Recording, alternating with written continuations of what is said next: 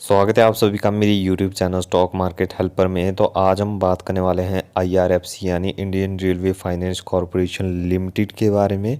तो आज का दिन देखने को मिल रही है आपको बड़ी गिरावट। क्या इस गिरावट में आपको खरीदना चाहिए या फिर इस स्टॉक से दूर रहना चाहिए? लॉन्ग टर्म के लिए क्या अच्छा स्टॉक है? सारी चीज़ें बताऊंगा एक एक करके। उससे पहले आपने चैनल सब्सक्राइब नहीं किया, प्लीज़ चैनल को ज़रूर सब्सक्राइब कर लीजिए, क्योंकि मैं डेली आईआरएफसी से रिलेटेड न्यूज़ इस चैनल पे डालते रहता हूँ, आपको अपडेट्स बताते रहता हूँ। तो देखिए आज का दिन देखें तो हमें लगभग मान के चले 6 से 7% के आसपास की गिरावट देखने को मिल रही है। यानी बहुत टाइम बाद दोबारा से स्टॉक में गिरावट का माहौल बनता हुआ नज़र आ रहा है।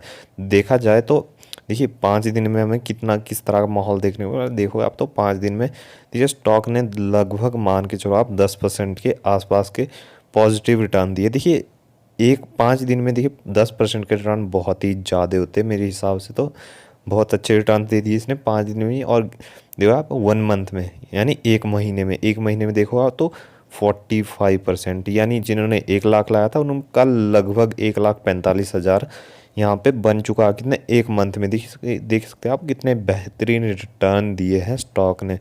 ओवरऑल देखा जाए तो 6 मंथ की बात करेंगे यानी 6 मंथ। 6 मंथ में आप देखोगे तो 53%, यानी बहुत ही बेहतरीन। पैसे को मतलब 1 लाख लगाया था उनका 1,53,000 हो चुका है, यानी 1,53,000 बन चुका है। बात करेंगे 1 जनवरी से अभी तक किस तरह के परफॉर्मेंस है। देखोगे आप 1 जनवरी से अभी तक का, तो उनके लिए देखिए 41% के रिटर्न से प्लस 2 बार कंपनी ने अभी तक 1 जनवरी से अभी तक डिविडेंड दे दिया है।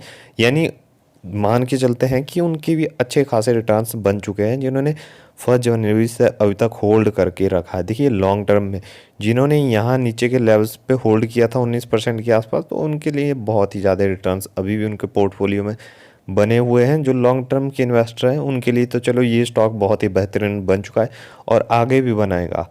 आप देखोगे तो जब से कंपनी लिस्ट हुई तब से बिल्कुल भी परफॉर्मेंस नहीं दिखा रही थी। आप देखो 5 साल का डाटा, तो हमें जब से लिस्टिंग देखने को मिली तब से कंपनी बिल्कुल ख़राब परफॉर्मेंस दिखाती जा रही थी, नीचे जा रही थी। देखिए किसी का भी इंटरेस्ट नहीं था, चाहे वो म्यूचुअल फंड्स हो चाहे वो फॉरेनर इन्वेस्टर्स हो। देखिए कोई भी स्टॉक्स को नहीं देख रहा था। रीज़न क्या था? पीएसयू कंपनी है, यानी सरकारी कंपनी है, सरकार का इसमें बहुत ज़्यादा हाथ होता है और इस तरह के स्टॉक ज़्यादातर परफॉर्मेंस नहीं दिखा पाते। लेकिन अभी क्यों दिखा रहा है? क्योंकि देखिए जिस हिसाब से रेलवे में ये रेलवे एक्सपेंड करने वाला है, यानी खुद को बढ़ाने वाला है, रेलवे में जितनी चीज़ें होने वाली है उसकी वजह देखिए डायरेक्ट बहुत ज़्यादा फ़ायदा होने वाला है इन स्टॉक्स को। देखिए आप इंडियन रेलवे फाइनेंस को बहुत ही ज़्यादा फ़ायदा कहाँ होने वाला है? देखिए ये जो कंपनी है ये फाइनेंस दिलाती है इंडियन रेलवे को, यानी पैसा दिलाती है, जिसकी वजह देखिए इसको बहुत ही ज़्यादा फ़ायदा होने वाला है।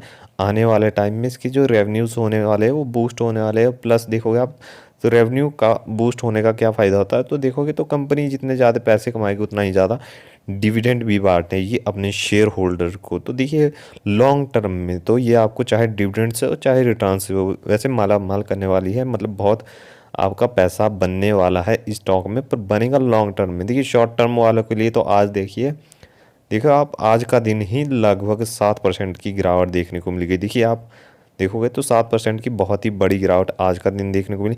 अब देखिए कुछ लोगों का ये है कि क्या हम शॉर्ट टर्म के लिए इसमें एंट्री ले सकते हैं या फिर अब हम जाके एंट्री ले सकते हैं। उनके लिए मैं एक चीज़ और बताना चाहूँगा, एंट्री अभी कोई टाइम नहीं है। देखिए क्यों मैं कह रहा हूँ कि अभी एंट्री से थोड़ा बचना चाहिए, क्योंकि आप देखोगे तो कंपनी की जो होल्डिंग्स है वो है 86%, यानी 86% मान के चलोगे आप। और देखिए सेबी के रूल के हिसाब से 75 होनी चाहिए। देखिए ये पीएसयू पर रूल अप्लाई नहीं होता, लेकिन जितनी भी पीएसयू कंपनीज है सब करती है इस रूल को फॉलो करती है। लेकिन देखा जाए तो आप लगभग मान के चलो कि 10 से 11% की हिस्सेदारी बेचनी पड़ेगी। और कंपनी बेचेगी किस तरह से? देखिए OFS आएगा, OFS यानी ऑफर फॉर सेल। जी ऑफर फॉर सेल आएगा तो कंपनी जो है अपनी 86% की होल्डिंग है इसे सीधा कर सकती है 75 या उससे भी कम। तो देखिए OFS जब भी आएगा तो रियल वैल्यूएशन पर आता है।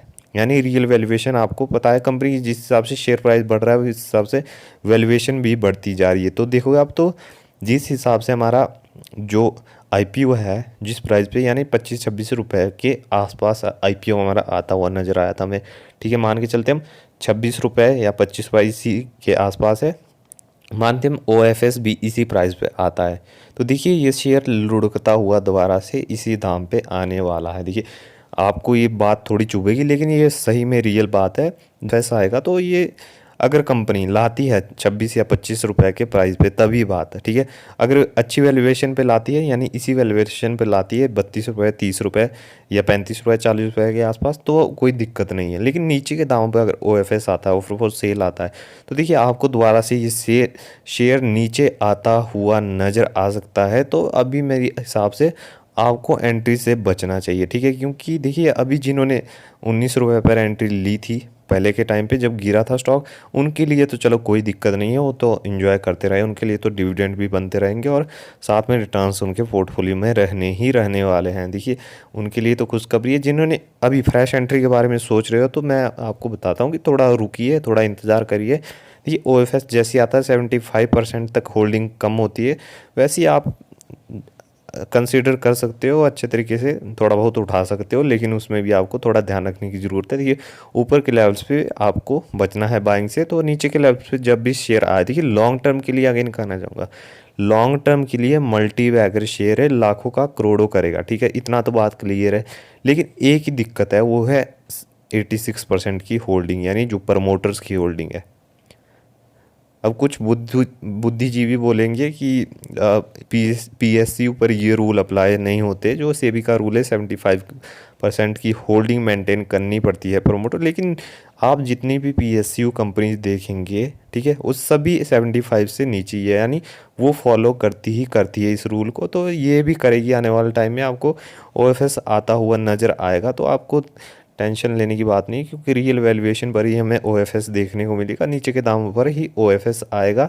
तो आपको दोबारा से शेयर करेक्शन दिखाता हुआ नज़र आएगा। तो मेरे हिसाब से तो आपको अभी अवॉइड करना ही बेटर रहेगा कुछ टाइम के लिए, जब तक आपको ये थोड़ा और करेक्शन नहीं दिखाते। देखिए अगर 25 26 28 लेवल 28 रुपये तक लेवल के तक आता है तो आप एक बार थोड़ा बहुत उठा सकते हो अपने हिसाब से। देखिए बहुत बड़ा पैसा नहीं लगाना है, अगेन कहना चाहूँगा, ठीक है। ऊपर के लेवल पे अगर आप ज़्यादा पैसा इन्वेस्ट करोगे तो आपको ये प्रेशर झेलना पड़ेगा। जैसा आप देख रहे हो आज लगभग 7 से 8% के आसपास की गिरावट, ठीक है। अगर ये प्रेशर झेल सकते हो तभी आपको बड़ी क्वांटिटीज़ उठानी चाहिए, वरना आपको इस स्टॉक में, देखिए अगेन कहना चाहूँगा, देखिए इस तरह का स्टॉक जब गिरता है तो ये बहुत ही ज़्यादा गिरते हैं, जब भागेगा तो आपको देखो एक मंथ में कितने परसेंट के लगभग पैसे को, देखिए आप तो 45% के रिटर्न, यानी देखा जाए तो मैंने आपको पहले ही बताया जिन्होंने एक लगाया था उनका देखिए 1.45 हो गया। तो देखा जाए तो बहुत अच्छे रिटर्न से लॉन्ग टर्म के लिए कंपनी अच्छी है, डिविडेंड्स आपको लगातार देती रहेगी, ठीक है। जैसे अभी साल में 2 बार दे रही है, आने वाले टाइम में जिस हिसाब से रेवेन्यूज़ बूस्ट होते रहेंगे इसके, तो आपको और भी परसेंटेज बढ़ता रहेगा, आपको और भी ज़्यादा पैसा आता रहेगा। और ये जो आपको डिविडेंड देती है कंपनी, ये सीधा आपके बैंक अकाउंट में डलता है। देखिए 1 रुपया भी डिविडेंड देगी कंपनी तो ये सीधा आपके बैंक अकाउंट में आता है, जो आपका अकाउंट डीमेट अकाउंट के साथ लिंक होता है। तो टेंशन लेने की कोई बात नहीं। अगर आपका 19 रुपये या 20 रुपये के लेवल पे एंट्री ली है तो आप रखे, ठीक है। कोई प्रॉफिट बुकिंग मेरे हिसाब से तो इस तरह के स्टॉक में मेरे हिसाब से प्रॉफिट बुकिंग का तो सोचना नहीं चाहिए, क्योंकि देखिए रेगुलर इनकम के लिए ये स्टॉक सबसे बेस्ट है और आने वाले टाइम में इसका फ्यूचर बहुत ही ज़्यादा ब्राइट है। ब्राइट क्यों है, देखिए बहुत ज़्यादा एक्सपेंड करने वाला है इंडियन रेलवे, और फाइनेंस कौन दिलाएगा, फाइनेंस यही दिलाएगा, ठीक है। जितना ये फाइनेंस दिलाएगा इंडियन रेलवे को उतना ही ये पैसा कमाएगा, उतना ही ये और ज़्यादा आपको डिविडेंड्स बांटेगा। जितना इसकी बैलेंस शीट में रिजर्व्स बढ़ते जाएंगे उतने ही ये अपने पैसे यानी डिविडेंड के रूप में आपको मिलते रहेंगे। तो टेंशन लेने की कोई बात नहीं, लॉन्ग टर्म में आप इस स्टॉक को होल्ड करके रख सकते हो। तो ये थी हमारी आज की वीडियो अच्छी लगी हो तो लाइक करें, चैनल को सब्सक्राइब करें। मिलते हैं अगली वीडियो में।